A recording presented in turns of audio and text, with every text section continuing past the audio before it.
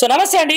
ఈరోజు భారతీయ జనతా పార్టీకి సంబంధించినటువంటి ఖైరతాబాద్ మాజీ ఎమ్మెల్యే చింతల రామచంద్రారెడ్డి గారిని అయితే అరెస్ట్ చేసి చికట్పల్లి పోలీస్ స్టేషన్ కి అయితే తీసుకురావడం జరిగింది. సో ఎందుకంటే కాంగ్రెస్ పార్టీ ప్రభుత్వం ఏదైతే ఉందో ఇచ్చినటువంటి గ్యారంటీలే కావచ్చు, వారు ఇచ్చినటువంటి పథకాలే కావచ్చు, ఏం నెరవేరలేదని చెప్పేసి వాళ్ళు చేస్తున్నటువంటి ధర్నా కార్యక్రమంలో భాగంగా వారిని అయితే పోలీస్ స్టేషన్ కి తీసుకురావడం జరిగింది. సో ఇప్పుడైతే భారతీయ జనతా పార్టీ రాష్ట్ర ఉపాధ్యక్షులు చింతల రామచంద్రారెడ్డి గారు మనతో పాటు ఉన్నారు. సో నమస్తే సార్. నమస్తే. నమస్తే సార్. మరి ఏంటి సార్, మరి ఇప్పుడు మీరు అక్కడ సెక్రటరియట్ ను ముట్టడించారు, అదే విధంగా మిమ్మల్ని అరెస్ట్ చేయడం కూడా జరిగింది కదా. సో ఈ అరెస్ట్ వెనుక ఉన్న గల కారణాలు ఏమున్నాయి? మరి ఒకటి, శాంతియుతంగా ఏదైతే రాష్ట్ర ప్రభుత్వం ముఖ్యంగా గ్రేటర్ హైదరాబాద్ మున్సిపల్ కార్పొరేషన్లో ప్రభుత్వం ఏదైతే చేయాల్సినటువంటి పనులు స్వయాన ముఖ్యమంత్రి గారే మున్సిపల్ అడ్మినిస్ట్రేషన్ మంత్రిగా, అదే రకంగా మరియు హోంశాఖ మాత్యులు కూడా ముఖ్యమంత్రి గారే 2 పోర్ట్ఫోలియోలు చూస్తున్నారు. కాబట్టి రెండింటి విషయంలో కూడా నిమ్మకు నీరెత్తినట్టు ముఖ్యమంత్రి గారు గాలి కొదిలేసి, లాండ్ ఆర్డర్ని గాలి కొదిలేసి, ఎంతమంది అమ్మాయిలు ఈనాడు ఆత్మహత్యలు చేసుకుంటున్నారు, లాండ్ ఆర్డర్ ఏ రకంగా ప్రాబ్లం ఉంది, పోలీస్ వాళ్ళు ఏ రకంగా పట్టించుకోవడం లేదు, ఒకటా రెండా ఇవన్నీ చెప్పుకుంటూ పోతే చాలా విషయాల మీద రాష్ట్ర ప్రభుత్వం అసలు పట్టించుకోవడం లేదు, ముఖ్యంగా ముఖ్యమంత్రి గారు.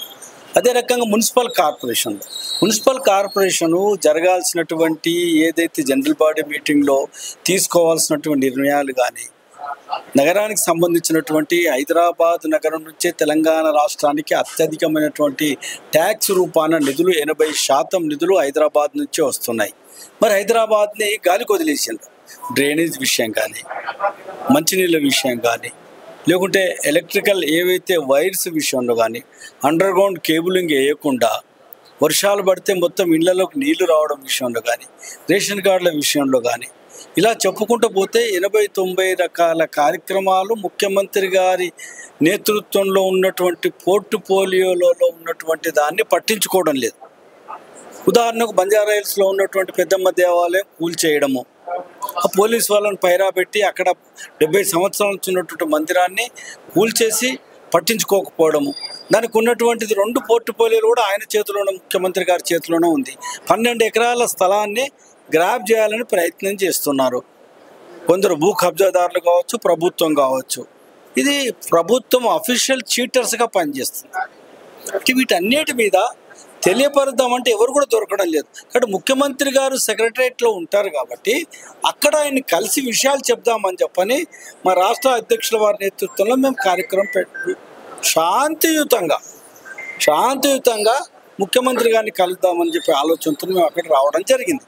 కానీ పోలీసు రాజ్యం నిజాం పీరియడ్లో ఏ రకంగా అయితే పోలీసులకు దౌర్జన్యం ఉన్నో ఆ రకమైనటువంటి దౌర్జన్యం, మహిళలు అనేటటువంటి ఆలోచన లేకుండా మా కార్పొరేటర్స్ని, మా మహిళా నాయకురాలని అందరినీ కూడా కారులోకి దిగకుండానే వెంటనే కారులో కూర్చుండబెట్టి దౌర్జన్యం చేసి పోలీసు వాళ్ళ అరాచకం ఏదైతుందో దీన్ని తీవ్రంగా ఖండిస్తున్నాం. ప్రభుత్వం వెంటనే స్పందించాలి. మేమే మా ఇంటి గురించి పనిచేయడం రాలేదు ధర్నాలు చేయడానికి, లేకుంటే ఇప్పుడేమో ఎలక్షన్లు ఏం లేవు, ఎలక్షన్ల గురించి మేము ధర్నాలు చేయడానికి రాలే, ధర్నా కూడా కాదు, శాంతియుత పద్ధతిలో ముఖ్యమంత్రి గారికి విషయాలు తెలియపరుద్దామని వచ్చాం.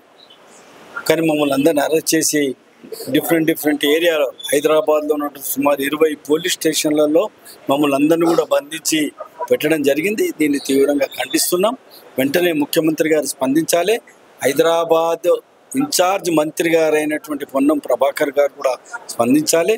రోడ్స్ విషయం కానీ, డ్రైనేజ్ విషయంలో కానీ, మంచినీళ్ళ విషయంలో కానీ, కరెంటు విషయంలో కానీ, ఎలక్ట్రికల్ తీగల విషయంలో కానీ, చెట్లు ప్రోనింగ్ చేసే విషయంలో కానీ, ట్రాఫిక్ ఏ రకంగా వర్షం పడితే జామ్ అవుతుంది అనేటటువంటి స్టామ్ వాటర్ ఏ రకంగా దీన్ని చేయాలనేది, కాలువల్ని ఏ రకంగా పూడిక తీయాలి, సివరేజ్లో ఉన్నటువంటి ఏ రకంగా దాన్ని పూడికలు తీసి మళ్ళీ వెంటనే అక్కడి నుంచి అక్కడే పెట్టకుండా ఎట్లా ఎత్తేసేయాలి, రేషన్ కార్డులు ఏ రకంగా వెంటనే సామాన్య ప్రజలకు ఇవ్వాలి, డబుల్ బెడ్రూమ్లు నిర్మాణం చేసి ఇస్తామన్నటువంటిది డబుల్ బెడ్రూమ్ కూడా వెంటనే నిర్మాణం చేసి ఇవ్వాలి, కేంద్ర ప్రభుత్వం నుంచి వస్తున్నటువంటి నిధులన్నింటినీ కూడా సక్రమమైన పద్ధతిలో ఖర్చు చేయాలి హైదరాబాద్కి అనేటటువంటి దాని మీదనే హైదరాబాద్ని ప్రత్యేకమైనటువంటి దృష్టి పెట్టాలి.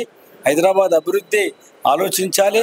అభివృద్ధి ఏ రకంగా అయితే ప్రపంచంలో ఉన్నటువంటి అన్ని దేశాల అధిపతులు, దేశాధినేతలు దేశంలో ఉన్నట్టు ఇతర దేశాల్లో ఉన్న ప్రజలందరూ ఇక్కడ వ్యాపారం చేసుకోవాలి రావాలి అనేటటువంటి ఆలోచనతో ఉన్నటువంటి హైదరాబాద్ని కనీవిని ఎరగని రీతిలో మనం హైదరాబాద్ని అభివృద్ధి చేయాలని భారతీయ జనతా పార్టీ తరఫు నుంచి మేము శాంతియుత పద్ధతిలో మరొకసారి చెప్తున్న శాంతియుత పద్ధతిలో ముఖ్యమంత్రిని కలవాలని చెప్పని మేము సెక్రటరేట్ దగ్గరికి వెళ్తే మా నాయకులందరినీ కూడా మా కాసం వెంకటేష్, మా యొక్క general secretary, state general secretary Gautam Rao, Hyderabad మాజీ ప్రెసిడెంట్, ప్రస్తుత ప్రెసిడెంట్ శ్రీ లంకాల దీపక్ రెడ్డి గారు, ఓబీసీ మోర్చా అధ్యక్షులు శ్రీ ఆనంద్ గౌడ్ గారు, మహిళా మోర్చా అధ్యక్షురాలు మన శిల్పారెడ్డి గారు, ఇలా అందరినీ కూడా కార్పొరేటర్, మా కార్పొరేటర్ గారు నా పక్కనే ఉన్నారు, మోండా కార్పొరేటర్, వారిని కూడా అరెస్ట్ చేయడము ఇవన్నీ కూడా మేము తీవ్రంగా ఖండిస్తున్నాము. చాలామంది నాయకులు వందల సంఖ్యలో కార్యకర్తలందరినీ కూడా అరెస్ట్ చేసి ఈ పోలీస్ స్టేషన్లో అయితే బంధించిందో వెంటనే మమ్మల్ని అందరినీ కూడా విడుదల చేయాలి, బేషరతుగా విడుదల చేయాలి, ప్రభుత్వం స్పందించాలి. హైదరాబాద్లో ఉన్నటువంటి సమస్యల మీద వెంటనే అధికారులతో చర్చించి సరైనటువంటి చర్య తీసుకుని మరి రూపకల్పన చేసుకొని హైదరాబాద్ అభివృద్ధి ఆలోచించాలని భారతీయ జనతా పార్టీ రాష్ట్ర పార్టీ తరఫున డిమాండ్ చేస్తున్నారు. సార్, ఇంకొక విషయం ఏంటంటే ఈ తెలంగాణ రాష్ట్రంలో అదేవిధంగా హైదరాబాద్ గురించి మనం చూసుకుంటే మరి సమస్యలే లేనట్టు మీరు ఇంత శాంతియుతంగా పోరాటాలు చేసినప్పటికీ సీఎం గారితో లేదంటే మినిస్టర్స్ తోట మీరు మాట్లాడడానికి వెళ్తే మిమ్మల్ని ఇట్లా అరెస్ట్ అయితే చేసిరు కదా. సో ఈ అరెస్ట్ వెనకాల ఉన్నటువంటి అదేవిధంగా తెలంగాణ రాష్ట్రంలో ఉన్నటువంటి ప్రజానికానికి, జనానికి, రైతులకే కావచ్చు, విద్యార్థులకే కావచ్చు సకాలంలో న్యాయం చేసినటువంటి ప్రభుత్వం ఏదైతే ఉందో అది కాంగ్రెస్ పార్టీ ప్రభుత్వము అనే విధంగానైతే కాంగ్రెస్ పార్టీ నాయకులు చెప్తున్నారు. కాంగ్రెస్ పార్టీకి సంబంధించినటువంటి ముఖ్యమంత్రి రేవంత్ రెడ్డి గారు కూడా చెప్తున్నారు. మరి నిజానికి రైతులు సంతోషంగా ఉన్నారా, విద్యార్థులు సంతోషంగా ఉన్నారా, నిరుద్యోగులు సంతోషంగా ఉన్నారా అంటే ఏమని చెప్తారు? ఇప్పుడు ఎలక్షన్ కన్నా ముందు రేవంత్ రెడ్డి గారు కేంద్ర నాయకత్వాన్ని మొత్తం తీసుకొచ్చి చాలా వాగ్దానాలు చేశాడు. 6 గ్యారంటీలు అన్నాడు, 420 ఎలక్షన్ మేనిఫెస్టోలో పెట్టడం జరిగింది. నిరుద్యోగులైనటువంటి యువకులందరికీ నిరుద్యోగ వృత్తి ఇస్తా అన్నాడు, 5 లక్షల కార్డు ఇస్తాడు. ఎక్కడ పోయింది? డిగ్రీ చదువుకునే అమ్మాయిలందరికీ ఎలక్ట్రికల్ స్కూటీ ఇస్తా అన్నాడు, ఏ ఒక్క స్కూటీ అని ఇచ్చాడా? ఏ పేదవాడింట్లో పెళ్లి జరిగినా తులం బంగారం ఇస్తాడు, 1,1116లతో పాటు తులం బంగారం ఇస్తాడు. ఎందుకు ఇవ్వలేదు తులం బంగారము?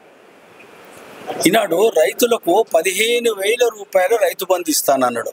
ఎంత ఇస్తున్నాడు రైతు బంధు? అదే 12,000 కొందరికి ఇచ్చి చేతులు దొరుకుకుంటున్నాడు. కౌలు రైతులకు 12,000 ఇస్తానన్నాడు, కౌలు రైతులకు ఎందుకు ఇవ్వడం లేదు? రైతు కూలీలకు జీతాలు ఇస్తానన్నాడు, వాళ్ళకి ఎందుకు ఇవ్వడం లేదు? ఈనాడు అయితే 2 లక్షల రూపాయలు రుణమాఫీ అన్నాడు రైతుకి, ఎంతమందికి నువ్వు రుణమాఫీ చేసినావు? White paper advance. కేంద్ర ప్రభుత్వం నుంచి ఎరువులు పంపించినా, డిపిఏ కానీ యూరియా కానీ పంపించినా ఈనాడు రైతులు ఎంత ఇబ్బంది పడుతున్నారో మనం చూస్తున్నాం. ఎందుకు మీరు అందియడం లేదు? రైతులు ఎందుకు ఏడిపిస్తున్నారు? ఎందుకు యూరియా సక్రమమైన సమయంలో మీరు తెచ్చుకొని ఎందుకు ఇవ్వడం లేదు? కేంద్ర ప్రభుత్వం నుంచే సబ్సిడీ ఇస్తున్నటువంటి రైతుది ఈ యూరియా గిట్ట 6,000 రూపాయలు కేంద్ర ప్రభుత్వం నుంచి ప్రతిసారి కూడా ప్రతి సంవత్సరం 6,000 రూపాయలు రైతుకి ఇస్తున్నాము.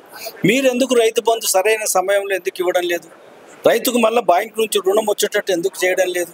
అంటే మీరు రుణమాఫీ చేయకుండా, రైతు రుణం తీసుకోకుండా, సరైన సమయంలో వర్షాలు రాకుండా అకాల వర్షాలతోని, అకాల వర్షపాతంతో ఈనాడు రైతులు ఎంతో ఇబ్బంది పడుతున్నారు. పంటలన్నీ కూడా మునిగిపోతున్నాయి. పండించిన పంటకు నువ్వు 500 రూపాయలు బోనస్ ఇస్తానన్నావు ధాన్యానికి, ఎందుకు ఇవ్వడం లేదు? కానీ సన్నాలకు అంటున్నాను, సన్నాలకు ఇచ్చి చేతి అది కూడా ఎంత ఎంత ఎంత సన్న బియ్యానికి ఇచ్చినావు నువ్వు చెప్పాలి. ఈనాడు మిర్చికి ఎందుకు ఇస్తాడు? పప్పులకు ఎందుకు ఇస్తాడు? జొన్నలకు ఎందుకు ఇస్తాడు? 12 రకాల పంటల మీద నువ్వు 500 రూపాయలు బోనస్ ఇస్తానన్నావు. పక్క మహారాష్ట్ర ఇస్తుంది, మధ్యప్రదేశ్ ఇస్తుంది, నువ్వెందుకు ఇవ్వడం లేదు? కేంద్రం ఫిక్స్ చేసినటువంటి ఎంఆర్పి మీదనే నువ్వు ఈనాడు తీసుకుంటున్నావు, కానీ అది కూడా కేంద్ర ప్రభుత్వమే మొత్తం డబ్బులు ఇస్తుంది. ఇలా ధాన్యం కొనుగోలు చేయాలంటే నువ్వు ఖాళీ దగ్గరుండి చేయాల్సినటువంటి పని అనేది. మిగతా 3 నెలలు ఒకవేళ రైతు బ్యాంక్ అకౌంట్లో బ్యాంకు వాళ్ళు ముందే ఇస్తే ఆ 3 నెలలకు వచ్చేటటువంటిది ఇంట్రెస్ట్ కూడా కేంద్ర ప్రభుత్వం ఇస్తుంది. సుతులికి కేంద్ర ప్రభుత్వమే, సంచికి, తరుగుకు, కాంటాకు, లేబర్కు, వీటన్నిటి కూడా కేంద్ర ప్రభుత్వమే డబ్బులు ఇస్తుంది. నువ్వేం చేస్తున్నావయ్యా? మనుషులను పెట్టకుండా, నీ అధికారులకు ఆజ్ఞలు ఇవ్వకుండా, కలెక్టర్కి సరైన సమయంలో స్పందించకుండా, రైతు పండించినట్టు వరి ఈనాడు అకాల వర్షాలతోని మురిగిపోయి తడిసిపోయి ధాన్యం తడిస్తే ఈనాడు ఏ వరకు కూడా మీరు కొనడం లేదు. కేంద్ర ప్రభుత్వం కొనుమన్నా మీరు కొనడం లేదు. ఎందుకు మా మీద నెట్టాలని ప్రయత్నం చేస్తున్నారు. ఇది రైతులు గమనిస్తున్నారు, యువకులు గమనిస్తున్నారు, విద్యార్థులు గమనిస్తున్నారు. ఇవన్నిటిని కూడా మేము సరైనటువంటి సమయంలో తెలియపరచాలి ప్రభుత్వానికి, ఇవన్నిటిగా పట్టించుకోండి అని చెప్పని. ముఖ్యంగా హైదరాబాద్ విషయంలో మేము ఈనాడు గ్రేటర్ హైదరాబాద్కు సంబంధించినటువంటి 150 కార్పొరేషన్ డివిజన్లలో ఉన్నటువంటి భారతీయ జనతా పార్టీ కార్యకర్తలందరూ కూడా స్పందించినాడు. సెక్రటరియట్ దగ్గర నిరసన తెలిపి ముఖ్యమంత్రి గారికి, హైదరాబాద్ మంత్రి గారికి ఈ విషయం తెలియపరచాలనే ఉద్దేశంతో మేము అక్కడికి రావడం జరిగింది. ఎక్కడికక్కడ అష్టదిగ్బంధం చేయడం, పోలీసులంతా మోహరించడము, దౌర్జన్యం, నన్ను కార్లకించే దిగనీయలేదు. ఎంత అన్యాయం ఇది! మేము నిల్చుంటాం, మేము కార్లోకి దిగుతామంటే కూడా దిగకుండా కార్లోనే కూర్చుని మా కార్యకర్తల్ని కార్లకించి లాగేయడం అనేది ఇది మంచి సాంప్రదాయం కాదు. మీరు ఇచ్చినటువంటి వాగ్దానాలన్నీ కూడా నెరవేర్చాలని భారతీయ జనతా పార్టీ డిమాండ్ చేస్తుంది. ఎందుకంటే నువ్వు ఇచ్చిన వాగ్దానాలకు ప్రజలు ఆకర్షితులై నీకు ఓట్లేసిండ్రు. నిజంగానే జరుగుతుందేమో. సోనియా గాంధీ వచ్చింది, ఖర్గే గారు వచ్చిండ్రు, ప్రియాంక గాంధీ వచ్చింది, రాహుల్ గాంధీ వచ్చింది, వేణుగోపాల్ వచ్చిండు, అక్కడి నుంచి పక్కన ఉన్నటువంటి కర్ణాటక రాష్ట్ర డిప్యూటీ చీఫ్ మినిస్టర్ వచ్చిండు, అక్కడి నుంచి ముఖ్యమంత్రి వచ్చిండు. వీళ్ళందరూ వాగ్దానాలు ఇస్తుంటామో నిజంగానే జరుగుతుంది, మాకు 15,000 ఏదైతే రైతు బంధు వస్తుందని ఆశించిండు వాళ్ళు. ఎందుకు వెళ్ళే ఇంతవరకు 15,000? నువ్వు ఉల్టా ఏమంటున్నావు?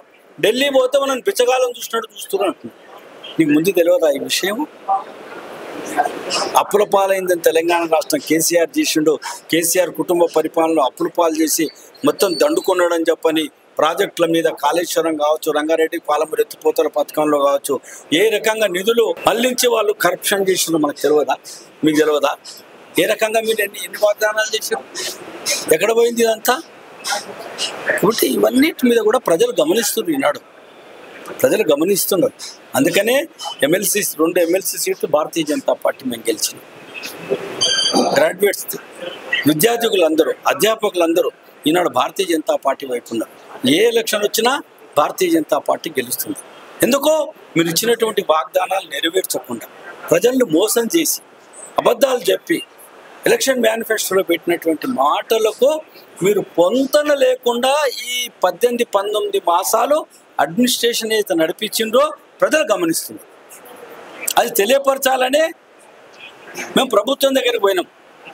ప్రజలు ఈనాడు గమనిస్తున్నారు. ఎలక్ట్రానిక్ మీడియా ద్వారా ఈనాడు ప్రజలు గమనిస్తున్నారు. ఎస్, బీజేపీ వాళ్ళు మా గురించి ఫైట్ చేస్తున్నారు. ఈరోజు తెలంగాణ రాష్ట్రంలో జరుగుతున్నటువంటి, అదేవిధంగా హైదరాబాద్, గ్రేటర్ హైదరాబాద్ లో ఉన్నటువంటి సమస్యల పట్ల భారతీయ జనతా పార్టీ ముందంజలో ఉండి సమస్యల పరిష్కారానికి సెక్రటరియట్ దగ్గరికి సామరస్యంగా వెళ్తుంటే అక్రమంగా పోలీస్ వ్యవస్థనే కానీ, పోలీస్ రంగమే కానీ, భారతీయ జనతా పార్టీకి సంబంధించినటువంటి కార్యకర్తలనే కానీ, భారతీయ జనతా పార్టీకి సంబంధించినటువంటి మాజీ ఎమ్మెల్యేలే కానీ, ఇక్కడ ఉన్నటువంటి డిస్ట్రిక్ట్ ప్రెసిడెంట్లే కానీ అరెస్ట్ చేయడం అనేది జరిగింది.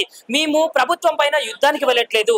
ప్రభుత్వం ఏదైతే ఇచ్చిన హామీలను నెరవేర్చదా అని అడగడానికి వెళ్ళిన మమ్మల్ని ఏదైతే నిర్దాక్షిణ్యంగా అరెస్ట్ చేయడం, అదేవిధంగా పోలీస్ స్టేషన్ కు తరలించడం జరిగిందని ఖైరతాబాద్ మాజీ ఎమ్మెల్యే చింతల రామచంద్రారెడ్డి గారు అయితే చెప్తున్నారు. కెమెరామ్యాన్ నగేష్ తో గుణ. లైక్ చేయండి, షేర్ చేయండి, సబ్స్క్రైబ్ చేయండి. మరిన్ని వీడియోల కోసం బెల్ సింబల్ పై క్లిక్ చేయండి.